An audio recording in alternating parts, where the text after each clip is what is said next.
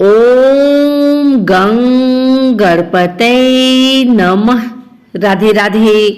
आइए सुनते हैं बुधवारी एकादशी पर भगवान गणेश की प्रसिद्ध कथा। मिलेगा पुण्य लाभ। यह कथा किसी भी पूजा, व्रत या कथा के दौरान गणेश जी की कथा सुनना आवश्यक होता है। विघ्नहर्ता गणेश अपने भक्तों की कठिनाई को दूर करते हैं और उन्हें मनवांछित फल प्रदान करते हैं।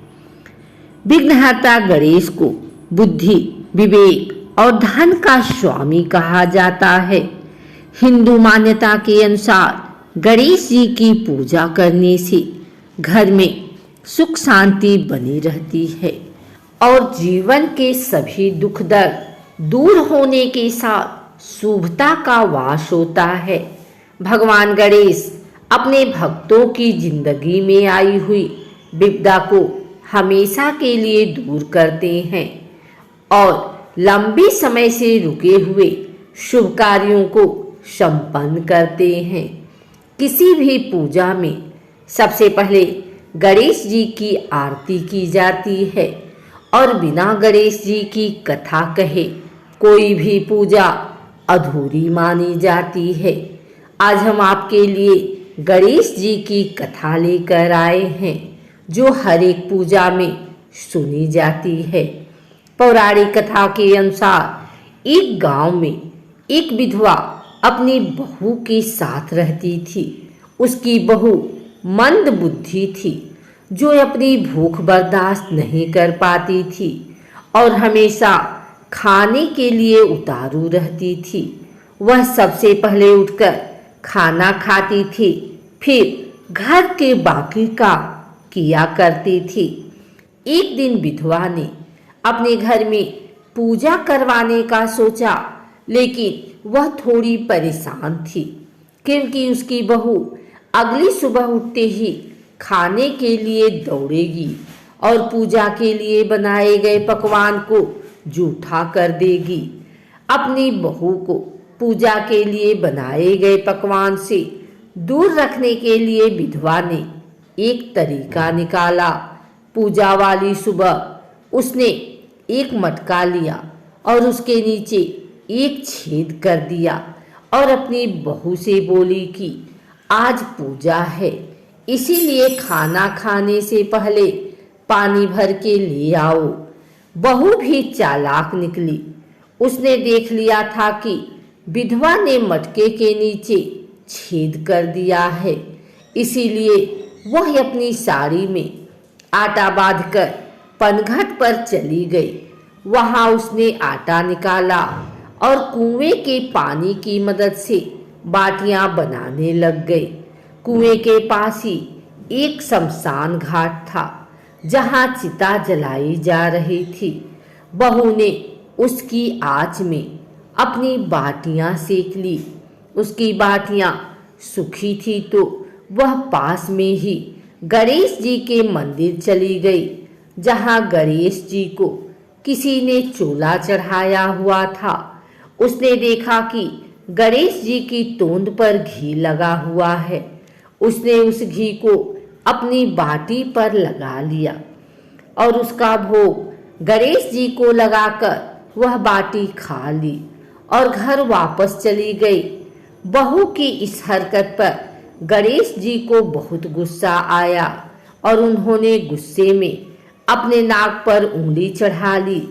जब गांव वालों ने देखा कि गणेश जी ने अपने नाक के ऊपर उंगली चढ़ा लिया है तो उन्हें मनाने के लिए बहुत जद्दोजहद किया गया, लेकिन गणेश जी ने अपनी उंगली वापस नहीं उतारी। जब यह बात राजा को पता चली तो राजा ने बड़े बड़े पंडितों और ज्योतिषियों को बुलवाया और हवन करवाया, लेकिन गणेश जी फिर भी नहीं माने। सब बहुत चिंतित थे। राजा ने पूरे गांव में यह ऐलान करवा दिया कि जो भी इंसान गणेश जी की नाक पर से उंगली हटाने में सफल होगा उसे इनाम के तौर पर 5 गांव दिया जाएगा। गांव के सभी लोग गणेश जी को मनाने में लग गए, लेकिन गणेश जी माने ही नहीं और अपनी उंगली चढ़ाए रखे। अंत में विधवा की बहू बोली कि अगर राजा उसे आज्ञा दे तो वह गणेश जी की उंगली हटा सकती है। उसकी बात सुनकर विधवा हंसने लगी और बोली कि जब बड़े बड़े विद्वान कुछ नहीं कर पाए तो वह कैसे गणेश जी को मना पाएगी। किसी ने बोला कि जब सब लोगों को मौका मिला तो उसे भी एक मौका मिलना चाहिए।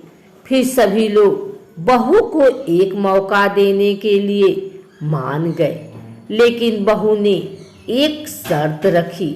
उसने कहा कि उसके घर से लेकर मंदिर तक पर्दा बांधा जाए। सब लोगों ने सोचा कि इतना कुछ तो हो ही चुका है तो पर्दा बांधने में क्या जाता है।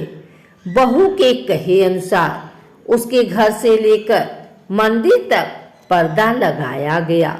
बहू ने अपना दिमाग लगाया और वह अपने पेटीकोट में मोंगरी छिपाकर मंदिर चली गई।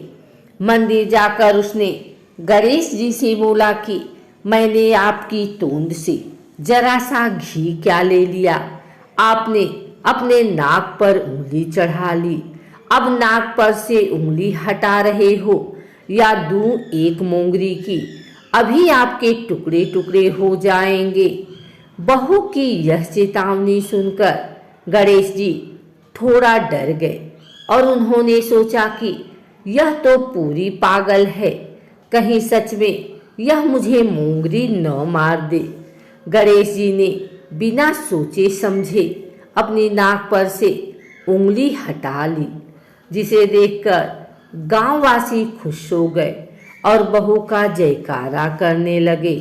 राजा के ऐलान के मुताबिक बहू को 5 गांव इनाम में दिया गया। यह कथा सुनकर लोग गणेश भगवान से यह मांगते हैं कि वह भी उस बहू की तरह सबकी बात मान जाएं और उनकी मनोकामना पूरी कर दें। अगर आपको हमारी वीडियो अच्छी लगी हो तो इसे लाइक करें, कमेंट करें, शेयर करें। हमारे चैनल को सब्सक्राइब करके बेल नोटिफिकेशन ऑल पर सेट कर लें ताकि आगे आने वाली वीडियो सबसे पहले आप तक पहुंच सके। धन्यवाद।